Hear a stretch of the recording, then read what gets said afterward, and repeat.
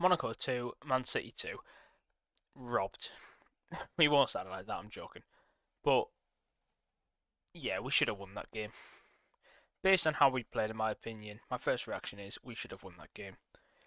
I First half we were absolutely amazing. Second half we dropped off the pace and we should have killed it a long time ago. I was not happy. Was not happy with how that ended. Um, Again, like I say, it shouldn't have come down to a dire penalty, but the dire penalty shouldn't have happened. But again, it shouldn't be decided like that. We should have killed it. We should have had three. Look at the stats. We're going straight into the stats here. We should have killed it off a long time ago if we are honest. Like, realistically. I mean, it was unlucky. You think Reinders, he hit the bar. Foden hit the bar. Like, it's if one of them just goes in, hit the crossbar twice. If just one of their shots is an inch lower, we get a third, and that would be fine. So it's fine margins. But then the fact that it's decided by that penalty, which we'll review in a bit, it's shocking. But again, we move. So yeah, we'll get into the ratings. Donnarumma. Don't think he could have done much for the first goal by Teze. I think we should have closed him down. So I'm not going to blame him for the first. And then the penalty was just again it's not the best. He dives the wrong way, so it's just not the best for the keeper. He just dives the wrong way. So again, Donnarumma a bit of a sticky game. Don't know why he got booked for time wasting. It was a weird one that he got a yellow card for time wasting when it's 1-1 and we were doing the opposite of time wasting. We were getting ready to just take the goal kick, but somehow that's time wasting. I've got no idea how. But yeah, he didn't really have to do too much else. I know he made a save in the game, but other than that, didn't have to do too much really. Just got booked for no reason and conceded two goals that he didn't really have too much control over. So that's that. Back four. O'Reilly was pretty good. Won the most duels. He's better than I thought. I'll be honest. I wasn't going to slate him, but I was going to say he had a decent game. But according to the stats, he was amazing. Fair play. I must have been watching a different game because I thought he was just okay. Apologies, Nico. Yeah, fair enough. According to the stats, good. I just felt like a few here and there. It felt like when they were on the counter attack, he just. I suppose when I'm saying this, I was going to say he feels a bit out of position, but I think it's because he does just push high, and that's just his game, and he got an assist from it, so I can't criticise him too much. And again, we didn't concede because he was pushing too high. And that's the thing. People like me would say, like, he gets caught out, but we don't concede from him being caught out if he is high up the pitch because that's where he's meant to be. We recover it. Their goal was just because we were too deep and then a penalty. So I can't really slate the defence. Like the whole defence will go through them. There was times where they had decent counter attacks, but you'll notice they didn't score from them because we get back. That's just how we are. So I'm not going to sort of slate them from a perspective of not being able to get back. Like we just play quite risky far up football against these low block sides, which again, this formation I absolutely despise the 3-4-2-1. It's just dreadful. But yeah, we managed to get a couple of goals against them again. Well, we'll get on to Haaland. Rodri was slightly off it today, wasn't he? Today, last game. Better passing actually than I thought because I felt like I recalled. I think it's only because five misplaced passes, which for a Rodri standard, five misplaced passes. Every misplaced pass, it was like the world fell apart because it's like that's not what Rodri does. Rodri's flawless, and he was incredible. I thought, but still, you can tell he's been a little bit tender on his leg, and that's fair enough because he's had pains in it. He's come back from the worst injury a footballer can have. So I'll give him plenty of time. I'll give him a good year until he's back to his best. I'm not going to slate him by any means for being a bit tender. You think you've missed 9 months of football because of the worst injury you can get, and that leg suddenly has a few sort of pains in it. You are not going to risk it. And then as for these four, pretty sort of lackluster in my opinion, if we're honest. Bernardo, not the best. Doku, good runs. How many duels? Yeah, 3 dribbles. Bernardo for me was just a bit off it again. Yeah, just not really it. Didn't feel like he was prime Bernardo. Didn't feel like he was at the races. But that's just it, I suppose. We need to sort of accept that he's 31 now. We've had one of the greatest Portuguese midfielders ever for the last 6 years.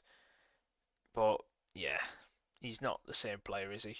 But he's our captain and our back. I would die for Bernardo. I really would. So I'm not going to abuse him in any way. Absolutely not. No one should. But yeah, just slightly off it today. That you could tell. Oh, I want to dance with Diani. Create the most chances and then hit the bar as well. Again, unfortunate. So yeah, him and Phil both hit the woodwork. Which again was just unfortunate, you know. Like I say, an inch lower or something, and one of them scores, and that kills the game off 3-1. That's different, a completely different scoreline. But they were both all right. I thought they both did pretty well. Phil was. I really like Phil. His movements were great. I think he's coming back to his best, but Tuchel's didn't pick him for these international breaks. But that means just he has 2 weeks rest, so we're not complaining. And yeah, Jezza, you know, dribbling is always brilliant. My only slight thing I would have said is I'd have probably took off Bernardo at 61, not Doku, and had Doku in South just running at them. That would have been my personal opinion, but I understand at 2-1, facing a bit of pressure, you want to just sort of see it out with Bernardo with free control, so I completely understand that. And then the main guy himself, Erling Haaland. Least touches of any outfield player to play 90 minutes, but he scored 2 goals, and that's who Haaland is. You know, we don't need to cover Haaland too much because he's just the best striker in the world. And if you don't agree with that opinion, then there's clearly something wrong with your brain. It's just simple as that. He is just the greatest striker at the minute. Has been for the last few years, will be for the next few years, and will probably go down as one of the greatest strikers that we've ever seen in the game. It's as simple as that.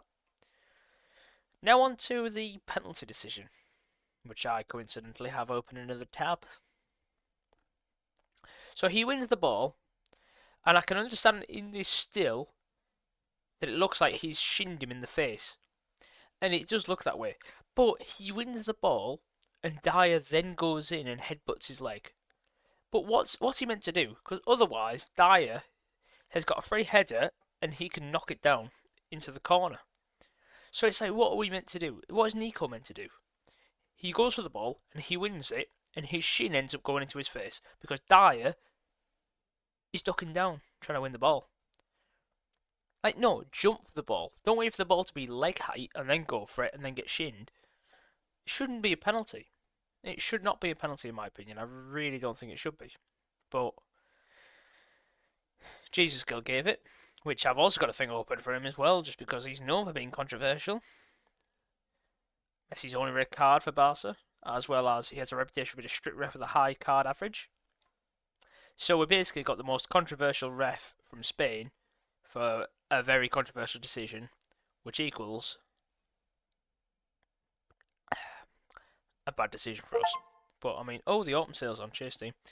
But ultimately, as I said at the beginning, we should have killed it off sooner. It's as simple as that. It really is just as simple as that. We shouldn't have to be clinging onto a 2-1 against Monaco, and then when that does happen, an absolute robbery like that, and that shouldn't be the decider. That should just be a bad decision that goes our way. It shouldn't be a crucial match decider because we should have killed it a long time ago. And it's as simple as that. Because we controlled the game, we had the most shots, we obliterated it, and yeah. But as I say, game's the game. As Haaland said in his tweet, we move. We're still in the top 8. We're still in automatics at the minute as it stands.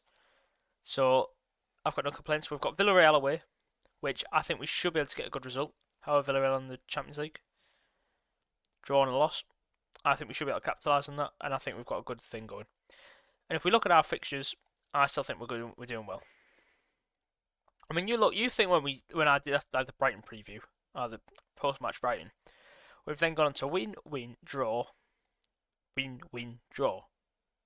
So theoretically, we should win, draw. Shit, another points drop to the Champions League with that record.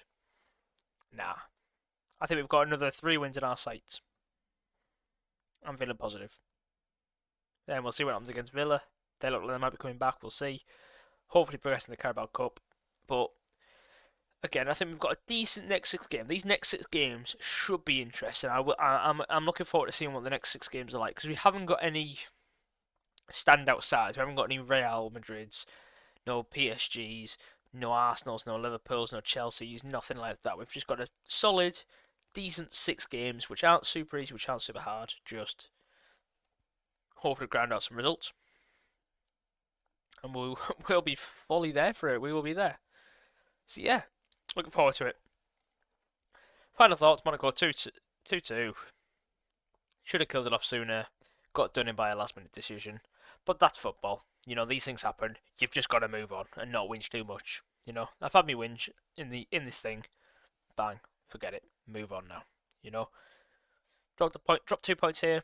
Just means we've got to beat Villarreal. Try and beat Madrid at the Bernabeu. Just try and beat everyone else, as you should every game. And it's as simple as that. So yeah, on to Brentford this Sunday. Court City.